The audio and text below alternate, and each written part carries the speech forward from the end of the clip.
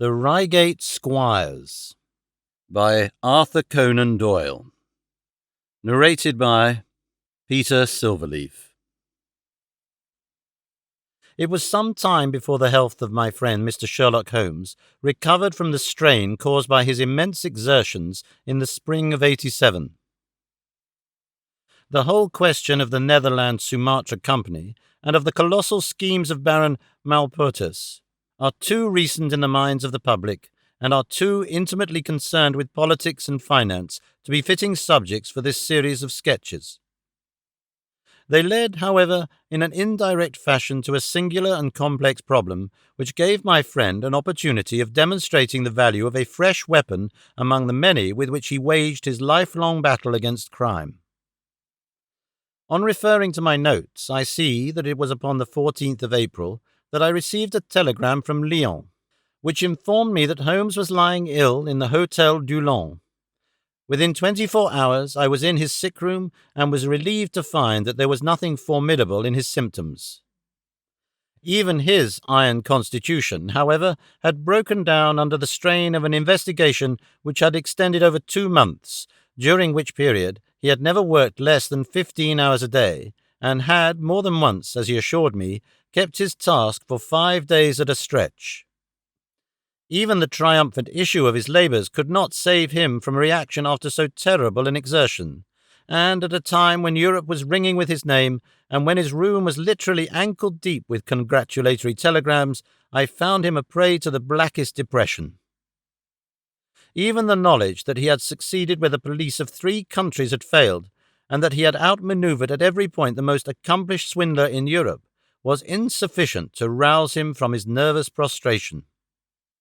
3 days later we were back in Baker Street together, but it was evident that my friend would be much the better for a change, and the thought of a week of springtime in the country was full of attractions to me also. My old friend, Colonel Hayter, who had come under my professional care in Afghanistan, had now taken a house near Reigate in Surrey, and had frequently asked me to come down to him upon a visit. On the last occasion he had remarked that if my friend would only come with me, he would be glad to extend his hospitality to him also.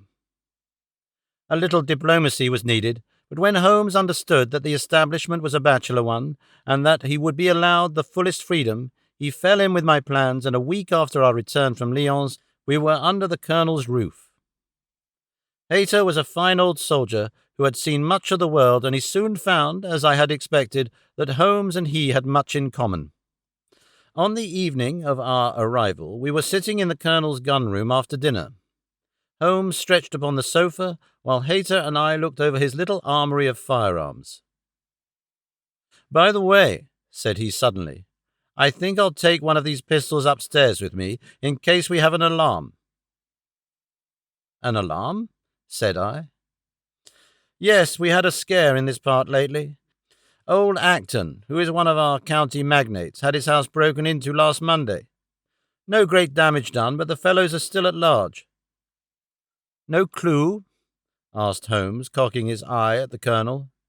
"None as yet, but the affair is a petty one of our little country crimes, which must seem too small for your attention, Mr. Holmes, after this great international affair." Holmes waved away the compliment, though his smile showed that it had pleased him. "Was there any feature of interest?" "I fancy not. The thieves ransacked the library and got very little for their pains. The whole place was turned upside down, drawers burst open and presses ransacked, with the result that an odd volume of Pope's Homer, 2 plated candlesticks, an ivory letter-weight, a small oak barometer, and a ball of twine are all that have vanished." "What an extraordinary assortment!" I exclaimed. "Oh, the fellows evidently grabbed hold of everything they could get." Holmes grunted from the sofa.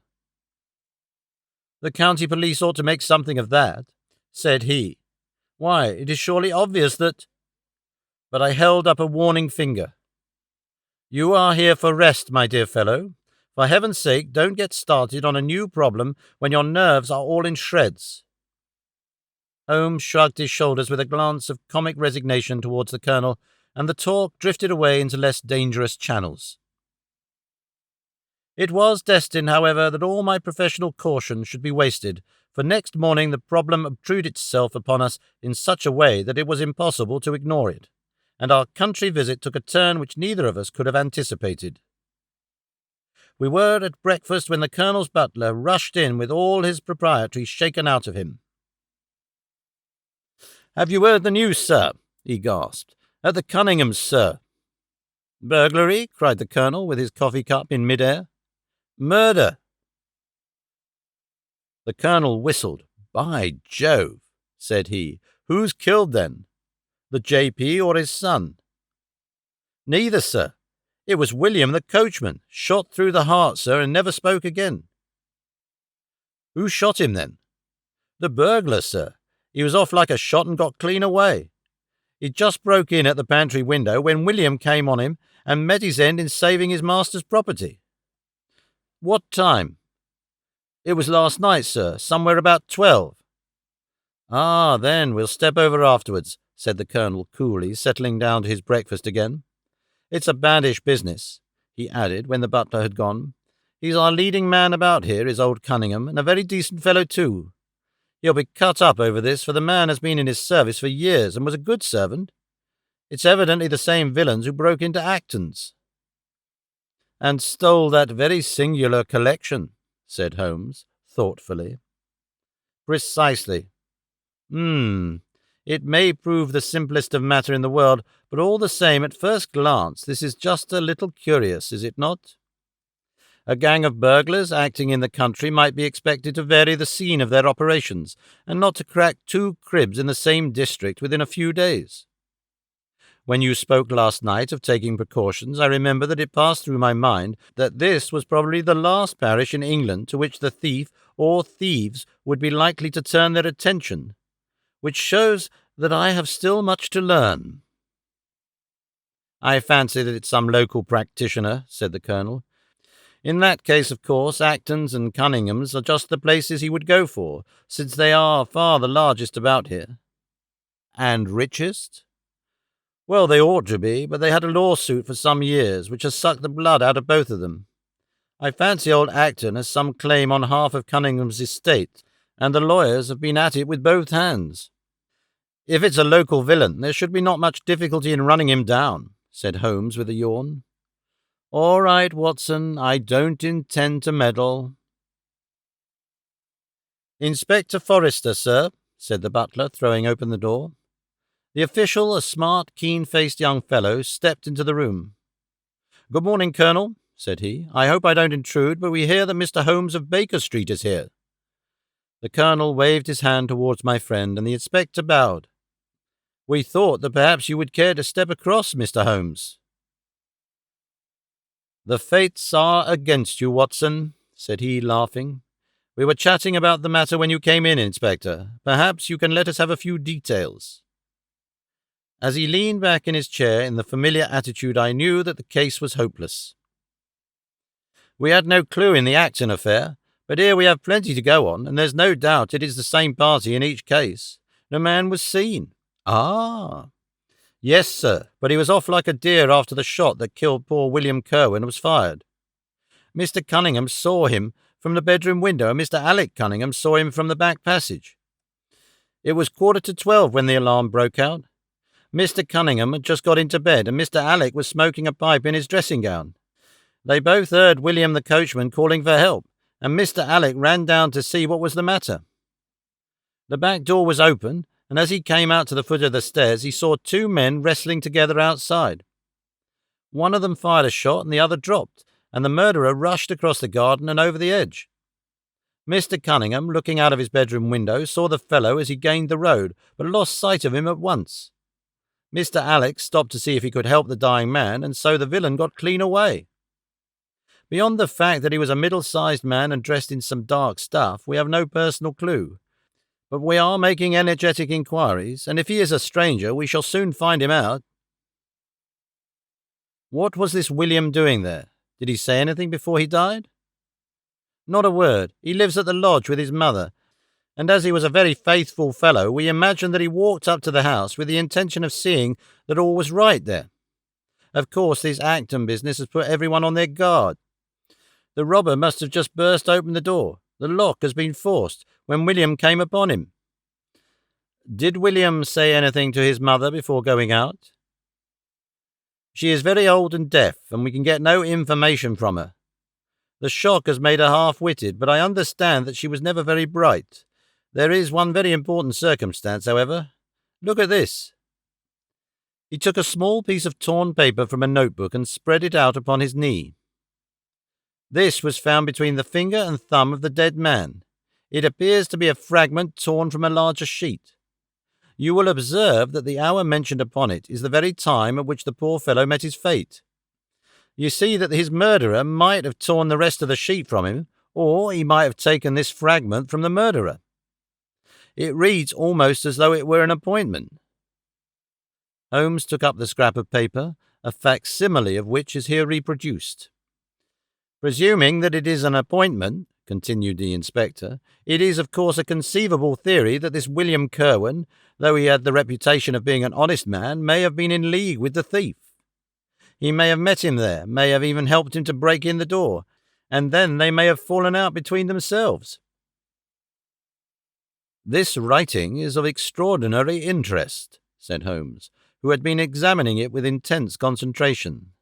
"These are much deeper waters than I had thought." He sank his head upon his hands while the inspector smiled at the effect which his case had had upon the famous London specialist. "Your last remark," said Holmes presently, "as to the possibility of there being an understanding between the burglar and the servant, and this being a note of appointment from one to the other, is an ingenious and not entirely impossible supposition. But this writing opens up—" He sank his head into his hands again and remained for some minutes in the deepest thought. When he raised his face again, I was surprised to see that his cheek was tinged with colour, and his eyes as bright as before his illness. He sprang to his feet with all his old energy. "I tell you what," said he, "I should like to have a quiet little glance into the details of this case. There is something in it which fascinates me extremely. If you will permit me, Colonel, I will leave my friend Watson and you, and I will step around with the inspector to test the truth of one or two little fancies of mine. I will be with you again in half an hour." An hour and a half had elapsed before the inspector returned alone.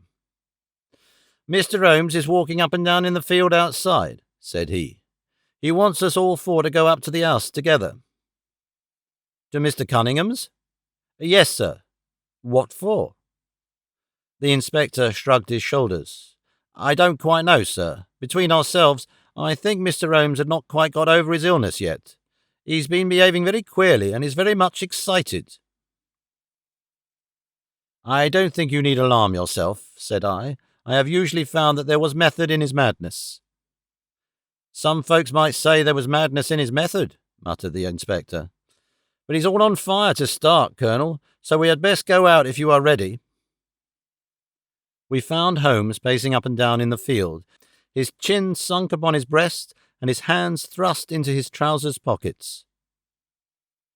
"The matter grows in interest," said he. "Watson, your country trip has been a distinct success. I have had a charming morning." "You've been up to the scene of the crime, I understand?" said the Colonel. "Yes, the inspector and I have made quite a little reconnaissance together." "Any success?" "Well, we have seen some very interesting things. I'll tell you what we did as we walk. First of all, we saw the body of this unfortunate man. He certainly died from a revolver wound as reported." "Had you doubted it, then?" "Oh, it is as well to test everything. Our inspection was not wasted. We then had an interview with Mr. Cunningham and his son, who were able to point out the exact spot where the murderer had broken through the garden hedge in his flight. That was of great interest." "Naturally." "Then we had a look at this poor fellow's mother.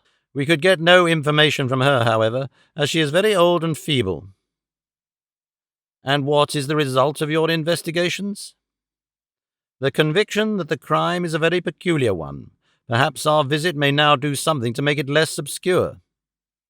I think that we are both agreed, Inspector, that the fragment of paper in the dead man's hand, bearing as it does the very hour of his death written upon it, is of extreme importance." "It should give a clue, Mr. Holmes." It does give a clue. Whoever wrote that note was the man who brought William Kirwan out of his bed at that hour. But where is the rest of that sheet of paper? I examined the ground carefully in the hope of finding it, said the inspector. It was torn out of the dead man's hand. Why was someone so anxious to get possession of it? Because it incriminated him.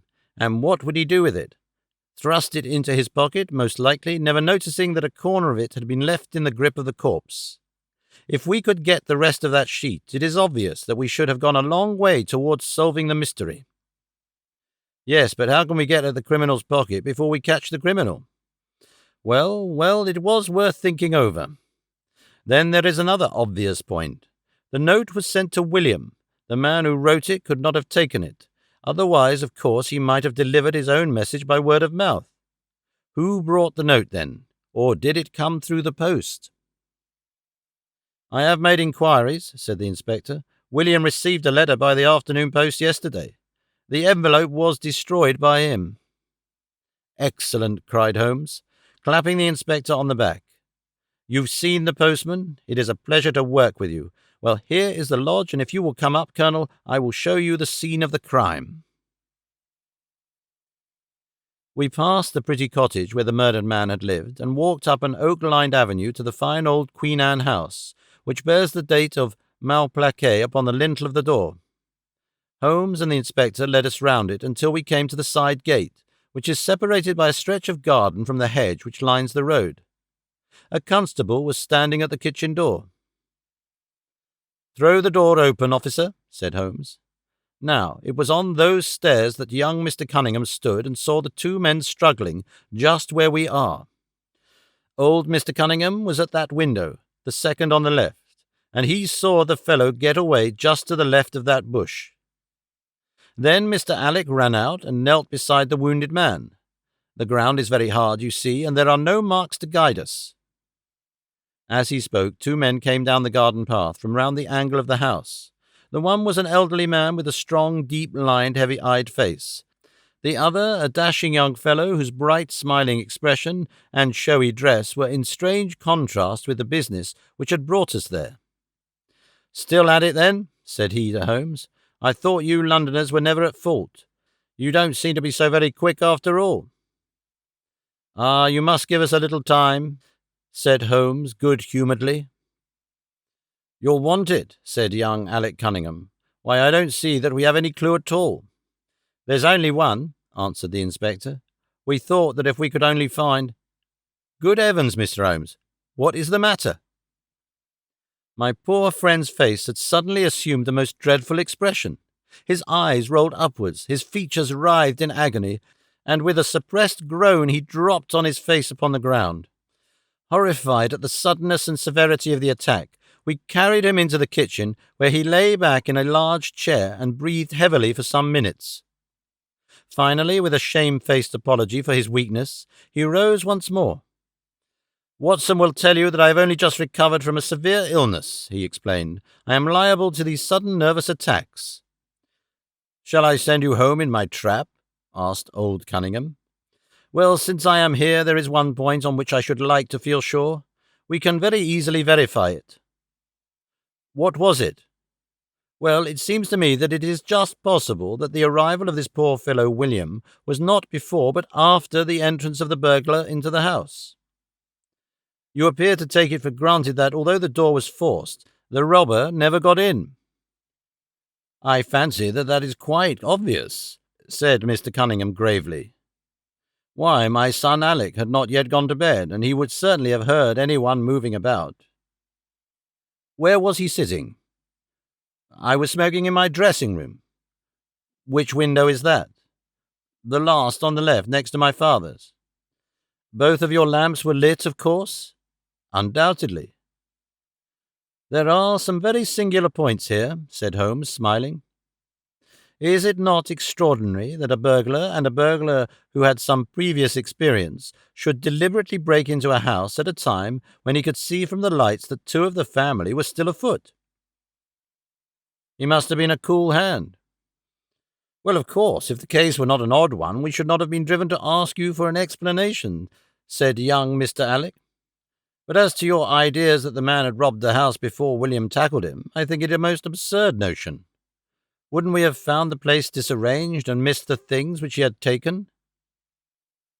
It depends on what the things were, said Holmes. You must remember that we are dealing with a burglar who is a very peculiar fellow and who appears to work on lines of his own. Look, for example, at the queer lot of things which he took from Acton's. What was it? A ball of string, a letter weight, and I don't know what other odds and ends. Well, we are quite in your hands, Mr. Holmes, said old Cunningham. Anything which you or the inspector may suggest will most certainly be done. In the first place, said Holmes, I should like you to offer a reward, coming from yourself, for the officials may take a little time before they would agree upon the sum, and these things cannot be done too promptly. I have jotted down the form here, if you would not mind signing it. £50 was quite enough, I thought. I would willingly give 500, said the J.P., taking the slip of paper and the pencil which Holmes handed to him. This is not quite correct, however, he added, glancing over the document. I wrote it rather hurriedly. You see, you begin, whereas at about 1:45 on Tuesday morning an attempt was made, and so on. It was at 11:45, as a matter of fact. I was pained at the mistake, for I knew how keenly Holmes would feel any slip of the kind. It was his speciality to be accurate as to fact, but his recent illness had shaken him, and this one little incident was enough to show me that he was still far from being himself. He was obviously embarrassed for an instant, while the inspector raised his eyebrows, and Alec Cunningham burst into a laugh. The old gentleman corrected the mistake, however, and handed the paper back to Holmes. Get it printed as soon as possible, he said. I think your idea is an excellent one. Holmes put the slip of paper carefully away into his pocket-book. And now, said he, it really would be a good thing that we should all go over the house together and make certain that this rather erratic burglar did not, after all, carry anything away with him. Before entering, Holmes made an examination of the door which had been forced. It was evident that a chisel or strong knife had been thrust in and the lock forced back with it. We could see the marks in the wood where it had been pushed in. You don't use bars, then? He asked. We've never found it necessary. You don't keep a dog? Yes, but he is chained on the other side of the house. When do the servants go to bed? About 10. I understand that William was usually in his bed also at that hour. Yes. It is singular that on this particular night he should have been up. Now, I should be very glad if you would have the kindness to show us over the house, Mr. Cunningham. A stone-flagged passage, with the kitchens branching away from it, led by a wooden staircase directly to the first floor of the house. It came out upon the landing opposite to a second, more ornamental stair which came up from the front hall. Out of this landing opened the drawing-room and several bedrooms, including those of Mr. Cunningham and his son. Holmes walked slowly, taking keen note of the architecture of the house. I could tell from his expression that he was on a hot scent, and yet I could not in the least imagine in what direction his influences were leading him. My good sir, said Mr. Cunningham with some impatience, this is surely very unnecessary. That is my room at the end of the stairs, and my son's is the one beyond it. I leave it to your judgment whether it was possible for the thief to have come up here without disturbing us. You must try round and get on a fresh scent, I fancy, said the son with a rather malicious smile. Still, I must ask you to humour me a little further. I should like, for example, to see how far the windows of the bedrooms command the front. This, I understand, is your son's room? He pushed open the door. And that, I presume, is the dressing-room in which he sat smoking when the alarm was given. Where does the window of that look out to? He stepped across the bedroom, pushed open the door, and glanced round the other chamber. I hope that you are satisfied now, said Mr. Cunningham tartly. Thank you, I think I have seen all that I wished. Then, if it is really necessary, we can go into my room. If it is not too much trouble. The J.P. shrugged his shoulders and led the way into his own chamber, which was a plainly furnished and commonplace room. As we moved across it in the direction of the window, Holmes fell back until he and I were the last of the group. Near the foot of the bed stood a dish of oranges and a carafe of water. As we passed it, Holmes, to my unutterable astonishment, leaned over in front of me and deliberately knocked the whole thing over. The glass smashed into 1,000 pieces, and the fruit rolled about into every corner of the room. "You've done it now, Watson," said he coolly. "A pretty mess you've made of the carpet." I stooped in some confusion and began to pick up the fruit, understanding for some reason my companion desired me to take the blame upon myself. The others did the same and set the table on its legs again. "Hallo!" cried the inspector. "Where's he got to?" Holmes had disappeared. "Wait here an instant," said young Alec Cunningham. "The fellow is off his head, in my opinion. Come with me, father, and see where he has got to." They rushed out of the room, leaving the inspector, the colonel, and me staring at each other. "Upon my word, I am inclined to agree with Master Alec," said the official. "It may be the effect of this illness, but it seems to me that—" His words were cut short by a sudden scream of, "Help! Help! Murder!" With a thrill, I recognized the voice of that of my friend. I rushed madly from the room onto the landing. The cries, which had sunk down into a hoarse, inarticulate shouting, came from the room which we had first visited. I dashed in and on into the dressing-room beyond. The two Cunninghams were bending over the prostrate figure of Sherlock Holmes, the younger clutching his throat with both hands, while the elder seemed to be twisting one of his wrists. In an instant the three of us had torn them away from him, and Holmes staggered to his feet, very pale and evidently greatly exhausted. "Arrest these men, Inspector," he gasped. "On what charge?" "That of murdering their coachman, William Kirwan." The inspector stared about him in bewilderment. "Oh, come now, Mr. Holmes," said he at last. "I'm sure you don't really mean to." "Tut, man, look at their faces," cried Holmes curtly. Never certainly have I seen a plainer confession of guilt upon human countenances. The older man seemed numbed and dazed, with a heavy, sullen expression upon his strongly marked face. The son, on the other hand, had dropped all that jaunty, dashing style which had characterized him, and the ferocity of a dangerous wild beast gleamed in his dark eyes and distorted his handsome features. The inspector said nothing, but stepping to the door, he blew his whistle. Two of his constables came at the call. "I have no alternative, Mr. Cunningham," said he.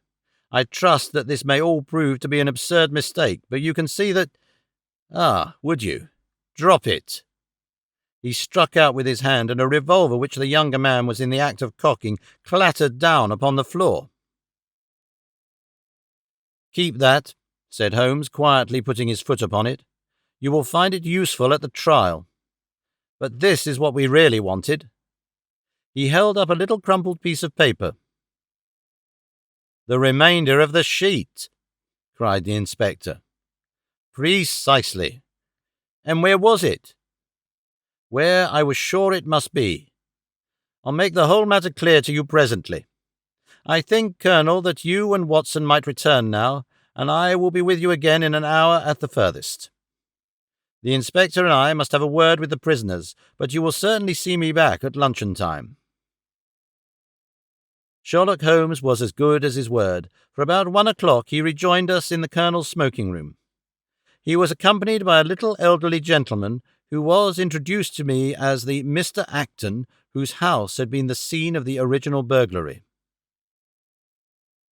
"I wished Mr. Acton to be present while I demonstrated this small matter to you," said Holmes, "for it is natural that he should take a keen interest in the details.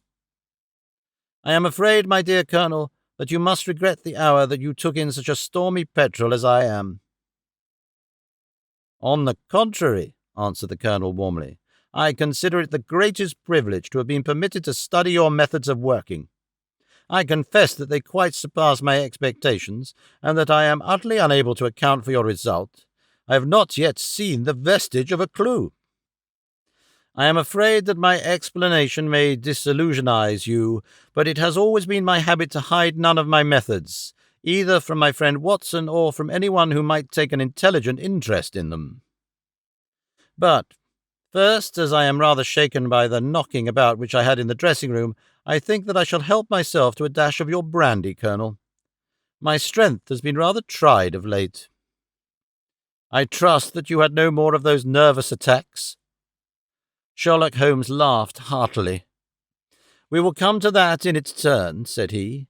I will lay an account of the case before you in its due order, showing you the various points which guided me in my decision. Pray interrupt me if there is any inference which is not perfectly clear to you. It is of the highest importance in the art of detection to be able to recognize, out of a number of facts, which are incidental and which are vital. Otherwise your energy and attention must be dissipated instead of being concentrated. Now, in this case there was not the slightest doubt in my mind from the first that the key of the whole matter must be looked for in the scrap of paper in the dead man's hand. Before going into this, I would draw your attention to the fact that, if Alec Cunningham's narrative was correct, and if the assailant, after shooting William Kirwan, had instantly fled, then it obviously could not be he who tore the paper from the dead man's hand. But if it was not he, it must have been Alec Cunningham himself, for by the time that the old man had descended, several servants were upon the scene. The point is a simple one, but the inspector had overlooked it because he had started with the supposition that these county magnates had had nothing to do with the matter. Now, I make a point of never having any prejudices, and of following docilely wherever fact may lead me, and so, in the very first stage of the investigation, I found myself looking a little askance at the part which had been played by Mr. Alec Cunningham. And now I made a very careful examination of the corner of the paper which the inspector had submitted to us. It was at once clear to me that it formed part of a very remarkable document. Here it is. Do you not now observe something very suggestive about it? It has a very irregular look, said the Colonel. My dear sir, cried Holmes, there cannot be the least doubt in the world that it has been written by two persons doing alternate words. When I draw your attention to the strong T's of at and to, and ask you to compare them with the weak ones of quarter and 12, you will instantly recognize the fact. A very brief analysis of these four words would enable you to say with utmost confidence that the learn and the maybe are written in the stronger hand and the what in the weaker. By Jove, it's as clear as day, cried the Colonel. Why on earth should two men write a letter in such a fashion? Obviously the business was a bad one, and one of the men who distrusted the other was determined that, whatever was done, each should have an equal hand in it. Now, of the two men, it is clear that the one who wrote the at and to was the ringleader. How do you get at that? We might deduce it from the mere character of the one hand as compared with the other, but we have more assured reasons than that for supposing it. If you examine this scrap with the attention, you will come to the conclusion that the man with the stronger hand wrote all his words first, leaving blanks for the other to fill up. These blanks were not always sufficient, and you can see that the second man had a squeeze to fit his quarter in between the at and the to, showing that the latter were already written. The man who wrote all his words first is undoubtedly the man who planned the affair. Excellent, cried Mr. Acton. But very superficial, said Holmes. We come now, however, to a point which is of importance. You may not be aware that the deduction of a man's age from his writing is one which has been brought to considerable accuracy by experts. In normal cases, one can place a man in his true decade with tolerable confidence. I say normal cases because ill health and physical weakness reproduce the signs of old age, even when the invalid is a youth. In this case, looking at the bold, strong hand of the one and the rather broken-backed appearance of the other, which still retains its legibility, although the T's have begun to lose their crossing, we can say that the one was a young man and the other was advanced in years, without being positively decrepit. Excellent, cried Mr. Acton again. There is further point, however, which is subtler and of greater interest. There is something in common between these hands. They belong to men who are blood relatives. It may be most obvious to you in the Greek E's, but to me there are many small points which indicate the same thing. I have no doubt at all that a family mannerism can be traced in these two specimens of writing. I am only, of course, giving you the leading results now of my examination of the paper. There were 23 other deductions which would be of more interest to experts than to you. They all tend to deepen the impression upon my mind that the Cunninghams, father and son, had written this letter. Having got so far, my next step was, of course, to examine into it the details of the crime, and to see how far they would help us. I went up to the house with the inspector, and saw all that was to be seen. The wound upon the dead man was, as I was able to determine with absolute confidence, fired from a revolver at the distance of something over 4 yards. There was no powder blackening on the clothes. Evidently, therefore, Alec Cunningham had lied when he said that the two men were struggling when the shot was fired. Again, both father and son agreed as to the place where the man escaped into the road. At that point, however, as it happens, there is a broadish ditch, moist at the bottom. As there were no indications of boot marks about this ditch, I was absolutely sure not only that the Cunninghams had again lied, but there had never been any unknown man upon the scene at all. And now I have to consider the motive of this singular crime. To get at this, I endeavoured first of all to solve the reason of the original burglary at Mr. Acton's. I understood from something which the Colonel told us that a lawsuit had been going on between you, Mr. Acton and the Cunninghams. Of course, it instantly occurred to me that they had broken into your library with the intention of getting at some document which might be of importance in the case. "Precisely so," said Mr. Acton. "There can be no possible doubt as to their intentions. I have the clearest claim upon half of their present estate, and if they could have found a single paper, which fortunately was in the strong box of my solicitors, they would undoubtedly have crippled our case." "There you are," said Holmes, smiling. "It was a dangerous, reckless attempt, in which I seem to trace the influence of young Alec. Having found nothing, they tried to divert suspicion by making it appear to be an ordinary burglary, to which end they carried off whatever they could lay their hands upon. That is all clear enough, but there was much that was still obscure. What I wanted above all was to get the missing part of that note. I was certain that Alec had torn it out of the dead man's hand, and almost certain that he must have thrust it into the pocket of his dressing gown. Where else could he have put it? The only question was whether it was still there. It was worth an effort to find out, and for that object we all went up to the house. The Cunninghams joined us, as you doubtless remember, outside the kitchen door. It was, of course, of the very first importance that they should not be reminded of the existence of this paper, otherwise they would naturally destroy it without delay. The inspector was about to tell them the importance which we attached to it when, by the luckiest chance in the world, I tumbled down in a sort of fit and so changed the conversation. "Good heavens!" cried the Colonel, laughing. "Do you mean to say all our sympathy was wasted and your fit was an imposture?" "Speaking professionally, it was admirably done," cried I, looking in amazement at this man who was forever confounding me with some new phase of his astuteness. "It is an art which is often useful," said he. "When I recovered, I managed by a device which had perhaps some little merit of ingenuity to get old Cunningham to write the word 12 so that I might compare it with the 12 upon the paper." "Oh, what an ass I have been!" I exclaimed. "I could see that you were commiserating me over my weakness," said Holmes, laughing. "I was sorry to cause you the sympathetic pain which I know that you felt." We then went upstairs together, and having entered the room and seen the dressing-gown hanging up behind the door, I contrived by upsetting a table to engage their attention for the moment, and slipped back to examine the pockets. I had hardly got the paper, however, which was, as I had expected, in one of them, when the two Cunninghams were on me and would, I verily believe, have murdered me then and there but for your prompt and friendly aid.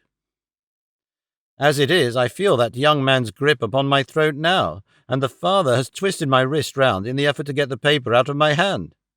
They saw that I must know all about it, you see, and the sudden change from absolute security to complete despair made them perfectly desperate. I had a little talk with old Cunningham afterwards as to the motive of the crime.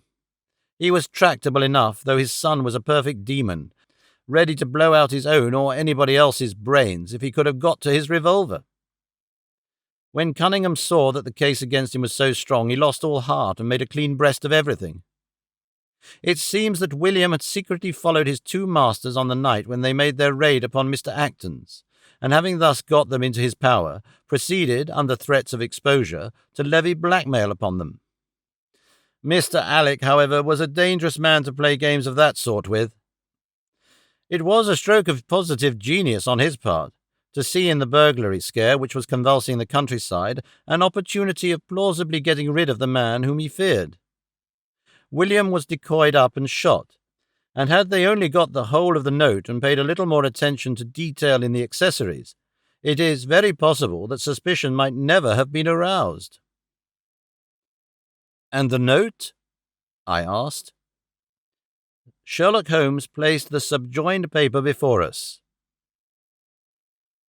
"If you will only come around at 11:45 to the East Gate, you will learn what will very much surprise you and maybe be of the greatest service to you and also to Annie Morrison.